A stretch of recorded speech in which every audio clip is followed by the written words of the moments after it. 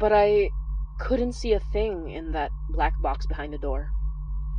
All I could do was hear her. Her desperate, gasping screams and the sound of stumbling footsteps. Then she broke out of the darkness. Laura, her light hair covered in blood, gashes all over her arms. She saw me looking out my door and took off at a dead sprint toward me, and right behind her, breaking from the darkness, grabbing at the place she had just been, was a hulking figure. No, not a figure.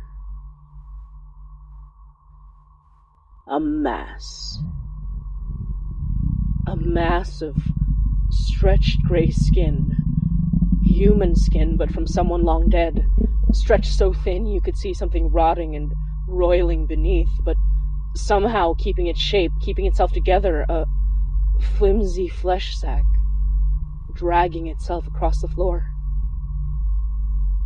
I caught Laura when she all but crashed into me, dragging her into my room and locking my door, a nice, solid deadbolt that I suspected wouldn't stand against whatever this thing was.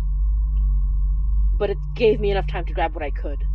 Salt, spices, vinegar, candles, and whatever religious iconography I could grab from my little altar near the door. Then the knocking started. Well, I say knocking, but it'd be more accurate to say it was throwing itself against the door. Laura kept screaming. I don't think she could stop if she wanted to.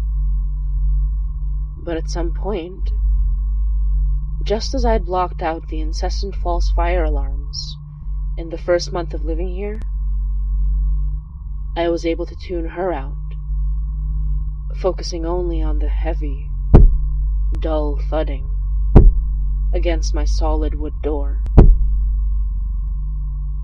Then after one sharper crack, right where the deadbolt held, that startled us both into silence, it stopped. I thought maybe that was the end of it. I hoped.